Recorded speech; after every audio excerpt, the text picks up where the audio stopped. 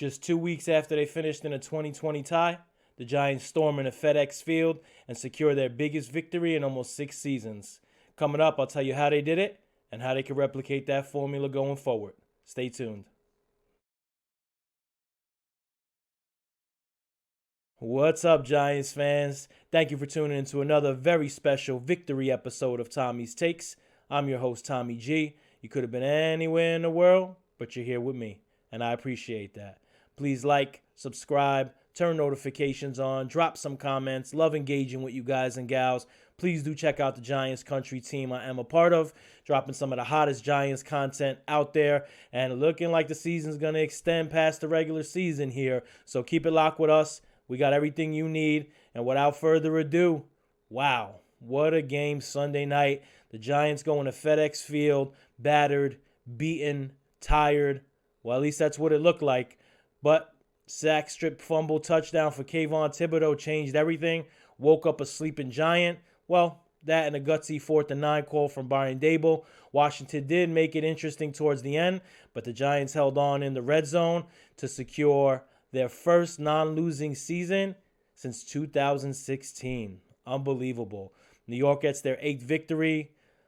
Tough game. Wasn't easy. It was similar to the very first time they played Washington. Back and forth. Looking like the Giants would take a 2-score lead, but it was a tight one. And listen, the Giants earned it. They went in there. They played a tough Washington team, a Washington team that's been on fire. You know, there's some naysayers out there questioning the strength of that victory. Washington have been on fire. They beat Philly, who's the best team, hands down, in the NFL.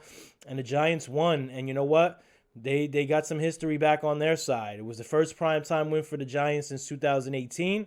It was Daniel Jones' first primetime win ever. It was also the Giants' first divisional win of the season. And their 108th victory over Washington. That's the most victories of all time by any NFL team against another. So some special moments there in that game. And listen, most importantly, that win put New York in the driver's seat for the playoff spot. Their percentage of chances to make the playoffs jumped to 88%. That's huge. Where adversely, if they would have lost, it would have jumped into the 30s percentile. So that was huge for the Giants. And let's get to the game. Let's get straight to it. Right off the bat, you had a feeling it was going to be a special night for rookie edge rusher Kayvon Thibodeaux. He had 2 tackles for a loss in the first quarter and seemed to be everywhere the ball was. I mean, it was ridiculous. He was making plays behind the line of scrimmage. He was making plays at the line of scrimmage. He was making plays at the second level, in the secondary. It was one of the best performances I've ever seen from an edge rusher, let alone a rookie edge rusher. Unfortunately, the trend of poor run defense continued for the Giants. Washington put 2 solid drives together in that first quarter, but the Giants D, according to how they played, bend but don't break. So Washington had 2 strong drives in the first quarter, only 3 points, and that was huge for the Giants. Couple drops by Slayton in the fourth quarter. Well, let me not say drops. They were tight passes, tight windows, good defense. Couple incompletions to Slayton in that first quarter doomed Giants drives. And listen, that was Act 1 of the Kayvon Thibodeaux show in that first quarter. But the second quarter, that's when he turned it up. And it didn't take much. You know, he finished with 12 tackles, 1 sack, 3 tackles for a loss, and a forced fumble recovery, touchdown, trifecta, special hat trick. So it was 2 hat tricks yesterday, Mbappe and Kayvon Thibodeaux. And that was such a huge play. That fumble turned the momentum around to start the second quarter. KT used a strong bull rush / strip move. And, you know, it was really an awesome play by Kayvon. He's been coming on all season long, let's be honest. He may not have some of the sack numbers that some of the other rookie edge rushers have. He's been up there in pressures. He's missed the first few games of the season. But wow, a scoop, a score. The Giants offense had 27 yards of total offense before that. That's a game-breaking play right there. And you know what? He wasn't done, honestly. And we'll get to it later in the breakdown, but he was everywhere. He was relentless from the start of the first quarter to the final drive in the fourth quarter. Giants did get a second touchdown in the second quarter, and this one felt awesome. And if you watch this Giants team all season, whether you're a fan, a content creator, beat reporter, Giants' biggest issue this season has been their offense, been sustaining drives. Typically, when they get a punt down and they take over the ball inside the 5, it's pretty much doomsday for the Giants' offense. Wasn't for them on Sunday night. Daniel Jones put together a miraculous drive, starting on their own 3-yard line after that down punt. It was a drive that featured Jones at his best, in the pocket, standing tall, standing into the last second, taking big hit after big hit, delivered several accurate passes, including a strike to Richie James on 4th and 9. And let me stop for a second and talk about that 4th and 9 pass. You have a drive that's starting on your 3-yard line. You're up 7-3. You've played nothing but close games. You're towards midfield. Giants coaching staff has been playing it conservative the last 4 or 5 games. You could have easily sent the punt team out there and said, hey, you know what? Good drive. You flipped over the field position. It would have turned back to that stigma that the coaching staff doesn't trust Daniel Jones. But they sent them out there and they told him to gun it. And what did he do? 4th and 9, delivers a strike to Richie James, gets the first down, also completed a 3rd and 9 a couple plays before that, and the Giants would end up scoring a touchdown. And that was their best offensive drive, and I can't even tell you. That's how nice of a drive that was. Also had a nice Barkley juke move on that drive. He had a couple of nasty juke spins Sunday night. But that was Daniel Jones' drive. He was phenomenal. He was accurate, precise. He didn't rock the baby to sleep, so to speak. He didn't take forever. Really, that's what you want in a franchise quarterback. If the Giants could somehow replicate that drive and have Daniel Jones' game be more like that, it's not always going to be all the way like that. But if he could have a couple of those each game, nobody would have a problem with him being a franchise quarterback in New York. I'll tell you that. If he could have 3 of those drives each game, not even 97 yards, just nice, total, complete, moving the chains, confident, aware, not putting the ball in harm's way, I think the perception of Daniel Jones would be a lot different. Barkley did score the touchdown on that drive, 3 yards out of the Wildcat formation. And just like that, Giants were up 14-3 heading to the half. So now you're probably thinking, finally, Giants are going to have a game where they get some separation. This is not going to be a nail-biter. Maybe I can get to sleep a little early tonight. Nope, not happening. And again, if you've been a fan of the Giants for, I can't even count, they're going to be close games. Every game is almost going to be a close game, especially in victories. Always going to be on the edge of your seat. And that's what happened in the second half. It was a lot closer than the first half. Washington's offense right away woke up. They put together a quick strike scoring drive.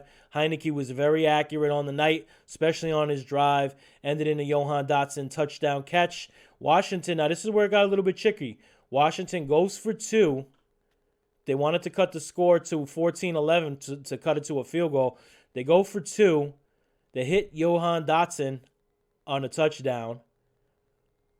But offensive pass interference, moving the ball back, and subsequently missed the extra point, making it a 14-9 game instead of a 14-11 game. Wasn't Dotson that score, excuse me. Making it a 14-9 game instead of a 14-11 game. This was a big play in the game. Not a lot of people went back to it, but this was huge. This was a 2-point swing, and they were down 8 on that final drive, so who knows how that looks, but that was huge, and that would only be the start of some controversial calls in this game. Giants came right back. A 50-yard Graham Gano field goal made it 17-9. And the fourth quarter is where things really got interesting. Washington put together another nice drive that stalled out, but still resulted in a 51-yard field goal. That cut the Giants' lead to 17-12.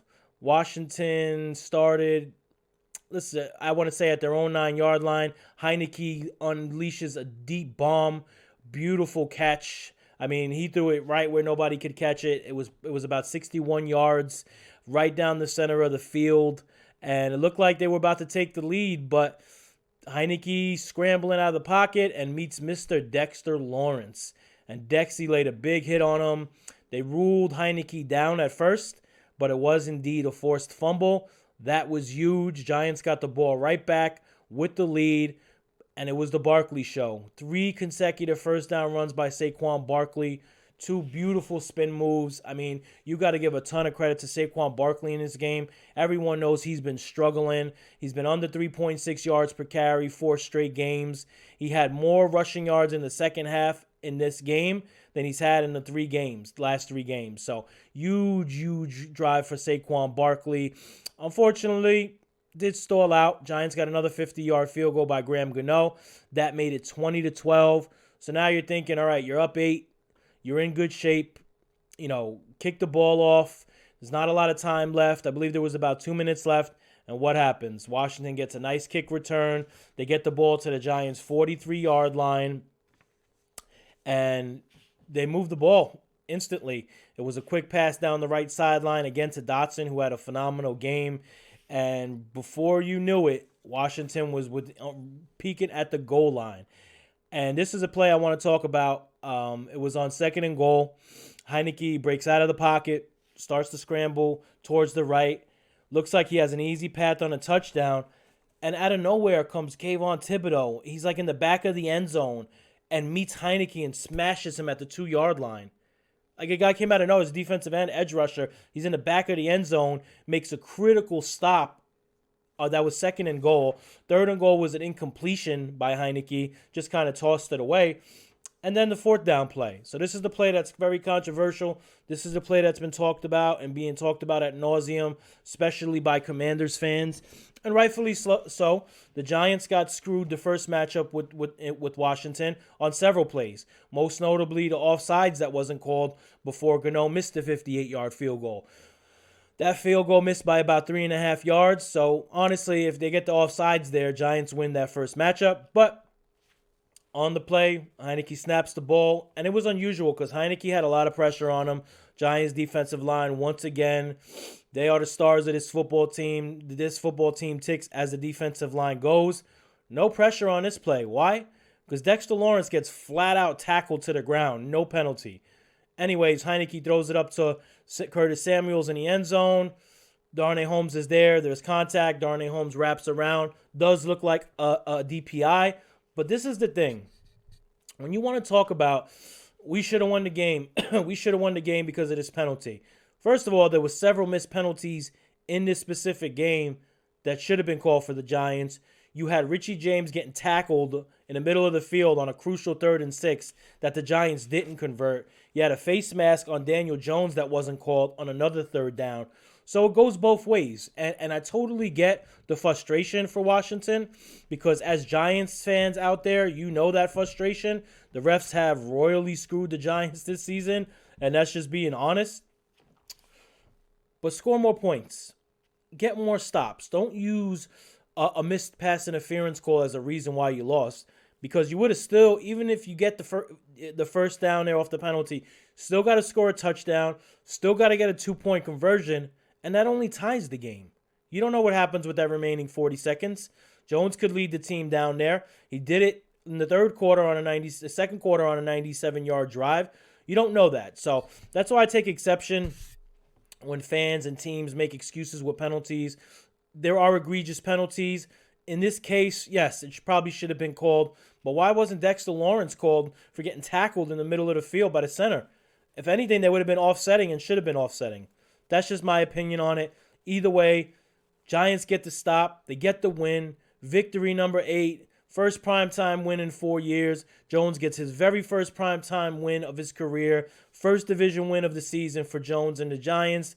And just like that, they were back in the driver's seat. Whew, boy, did that win feel good. It's been over a month.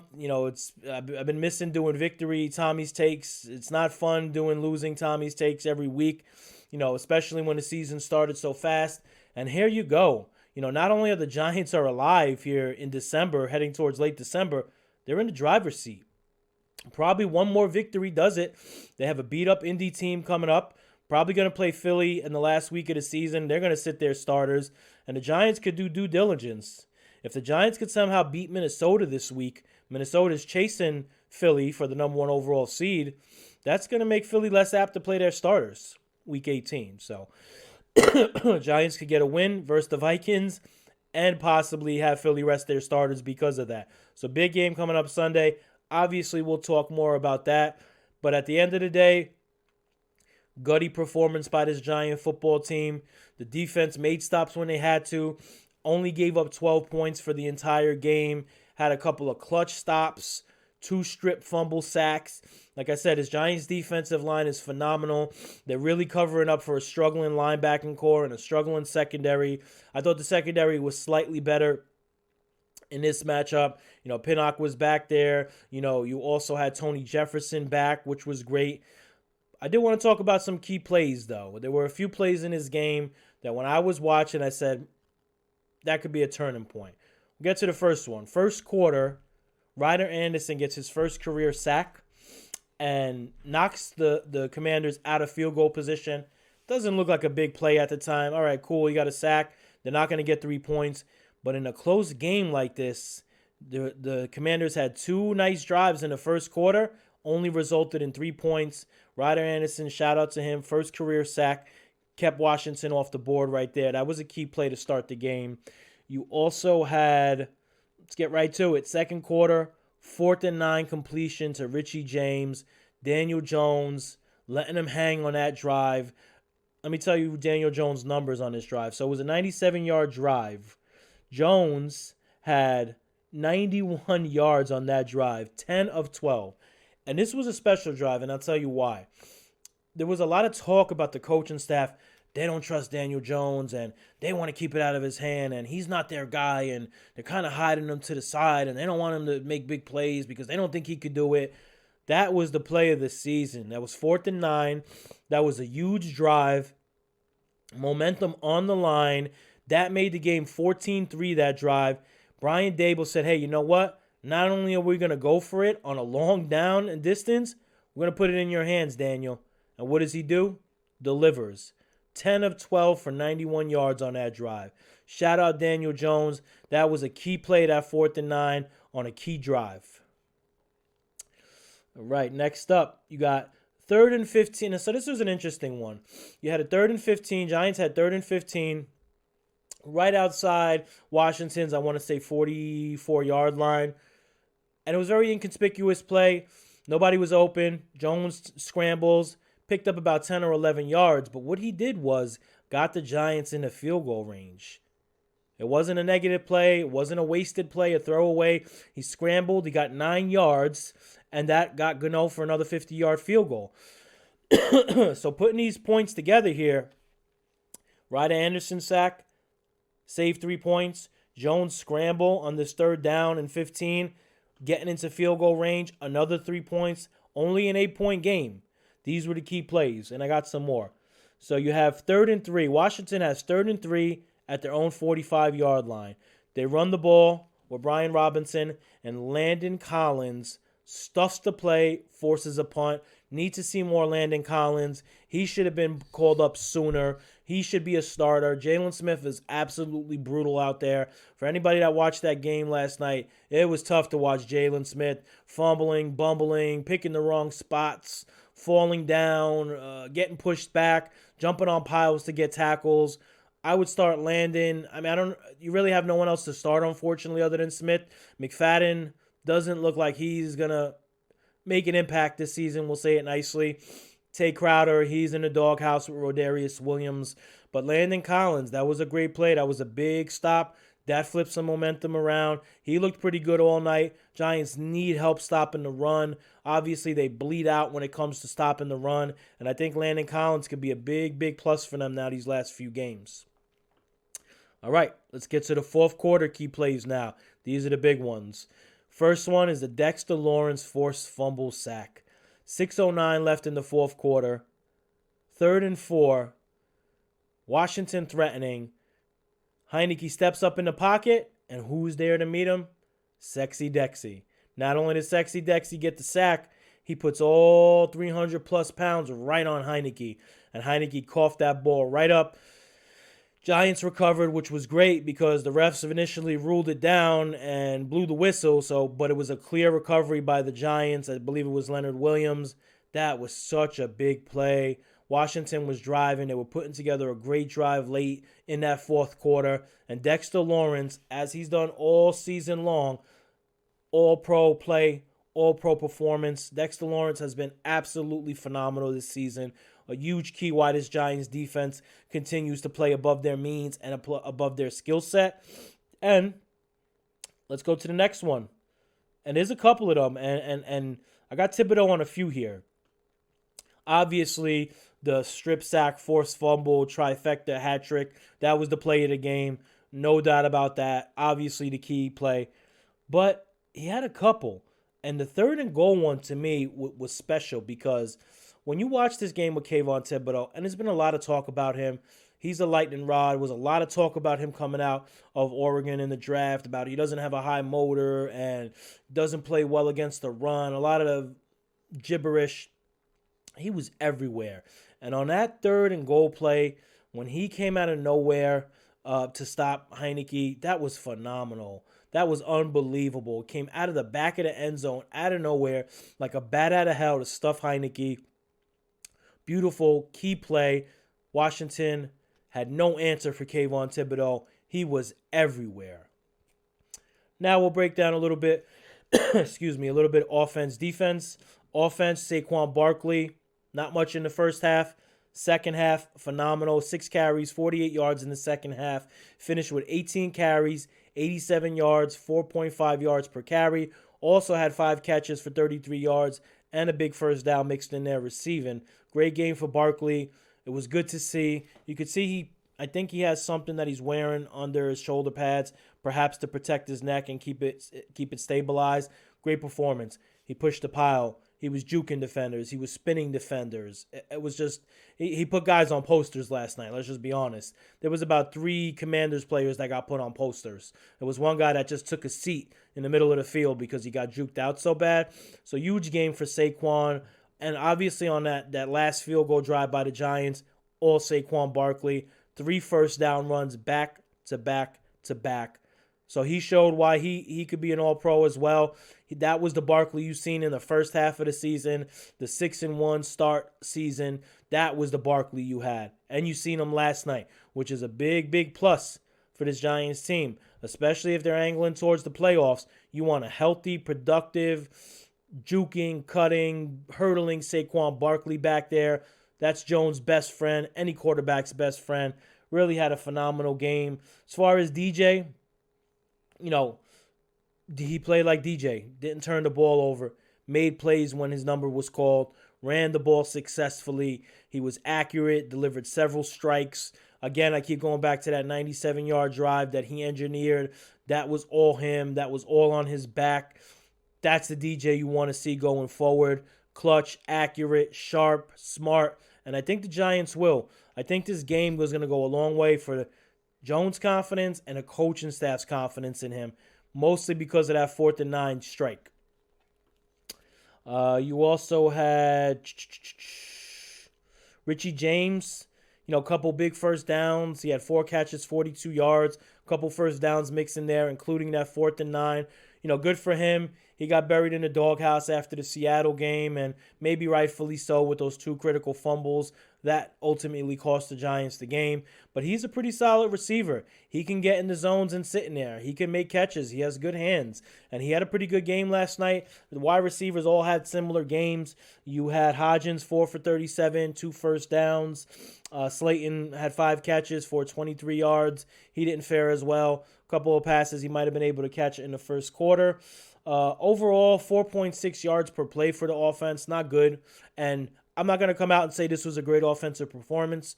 I don't think it was a great offensive performance. I think they were good in spots. The 97-yard drive, the Barkley drive in the fourth quarter that led to a field goal. But you're going to have to do better than 4.6 yards per play when you get to the playoffs.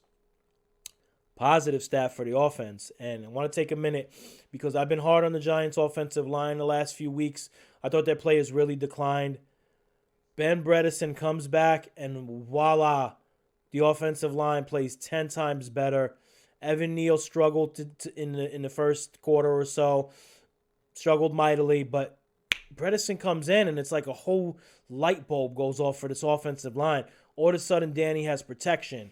He's confident in the pocket. He's able to scan and progress through his reads. 0 sacks allowed for this Giants offensive line against a very, very probably top defensive line in the NFL in Washington. So shout out the Giants offensive line. That's how you get it done. 0 sacks allowed. Opening holes for Barkley. That's how you play winning football. I'm confident this offense is going to get better as it goes along. With Bredesen back, that's going to be huge. You want Bredesen at left guard. Not sure what they're going to do at center. You also seen Gates in sometimes at left guard instead of Bredesen. I would like to see Bredesen at left guard, Gates at center. I know Dable likes his bigger offensive lineman, and Feliciano's bigger in stature than Gates, but I would like to see Gates at center, Bredesen at left guard, and use Feliciano as a backup swing, whatever you want to do. Try it out, see what happens. Although Feliciano and Bredesen together did do pretty well. They were open up some big holes in that fourth quarter. So we'll see. It's a good problem to have, right? It's better to have more linemen than you need than less, that's for sure. And Giants fans know that well. All right, quick before we get to the D, shout out Graham Gano. Before the game, I picked 3 primetime players. Daniel Jones, Kayvon Thibodeau, and Graham Gano.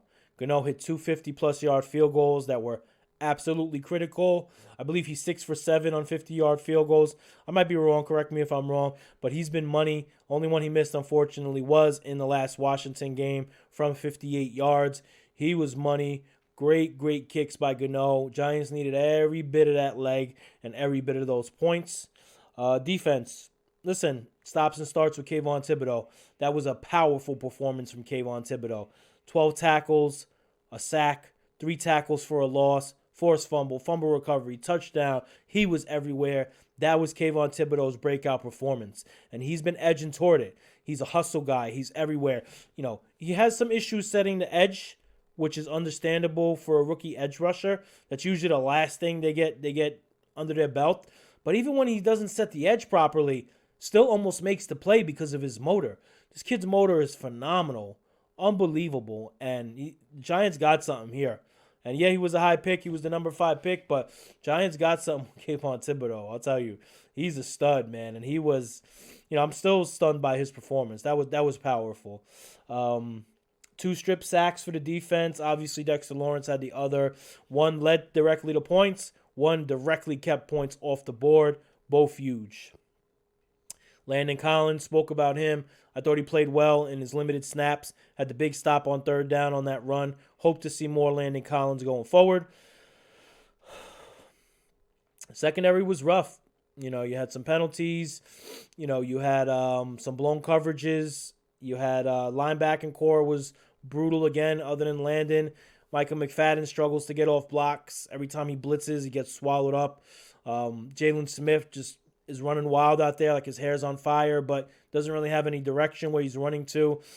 And it just amazes me, and that shows you how great this Giants defensive line is, that as poor as this linebacking core is, as much as the secondary has struggled without McKinney and Adoree', they're still able to have a functional, solid defense. And that's all centered around that defensive line and Wink Martindale scheming. Got to give Wink credit for that as well. But boy, oh boy, Giants got some holes in that linebacking core and secondary going into the offseason. And pass rush, I thought the pass rush was great again. Wasn't a lot of time for Heineke except for that 1 quick strike drive they had. They were all over him. Washington was only 2 of 12 on 3rd and 4th downs combined. That was huge. 2 forced fumbles. And you know what? To recap it, Giants came to play.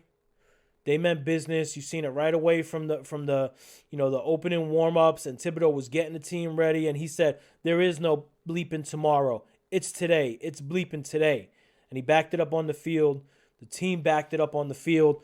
And here you go. Giants have 8 wins. They're going to take on Minnesota this weekend on Christmas Eve.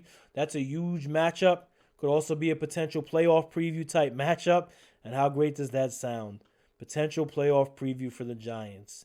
So congrats, Giants fans. Obviously, they didn't make it yet. Knock on some wood. Don't want to jinx it. But they got about an 88-90% chance to make it. And good for them. 8 wins for first-year head coach Brian Dable. He's been awesome. Joe Shane working with no salary cap, some scraps. He's pulling players off the streets during the season, whether it's Fabian Moreau, Tony Jefferson, Jalen Smith, with Marcus Johnson early in the season. Really amazing job filling holes. And shout out to the coaching staff coaching these guys up. They've earned every bit of these 8 victories. A couple plays here and there away from having 9 or 10 victories, which is even more amazing. But listen, you got to be happy if you're the New York Giants. 8 victories. You got 3 games left. You got a winnable game versus Indy. You're going to have a Philly team in the last week that's probably going to bench their starters, especially with Jalen Hurts now with the shoulder issue, looking like he's not going to play versus Dallas this weekend. So things are looking up for the Giants. And after a tough month where they lost, almost every game other than a tie, it was a difficult schedule that they played. They played Philly, Detroit, and Dallas, 3 teams that have been ascending. But here they are. Fresh, go 1-0. Giants are 1-0 after that Washington game. Take it from here on out. It's a one game at a time approach. Every game has a playoff feel type approach.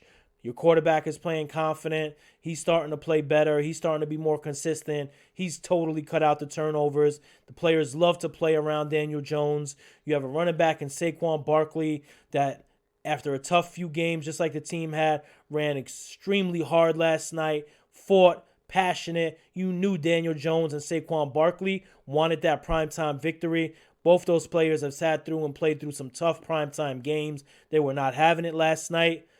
And shout out to this defensive line. Unbelievable. Kayvon Thibodeau fell into the Giants' lap at 5. I can't believe he wasn't the first edge taken off the board or second. But Giants got to be happy for that. Whew, what a win. And, that's it for tonight's show. Great to have a big victory. Giants deserved it. Hopefully a couple more here down the stretch. Hopefully some more when we get to the postseason. And you never know. Once you get into the tournament, you never know. The 2007 Giants team was much more talented than this 2022 Giants team. But they weren't expected to go far either. And they got in the tournament. They got hot. And look what happened. So you never know. That's it for today's show. Big Giants victory. We'll be back with the Minnesota preview in a couple days. Thank you for everybody that supported. It's been a long season, but it's been a great season and still going. Still got some great games ahead. You never know how far this could go. Please like, subscribe, turn notifications on. Check out my Giants Country team. Go follow them at Twitter. Awesome content creators. Please do subscribe to my channel. Always helps out when you guys subscribe. Keeps that push going. For everybody that has, thank you. Peace.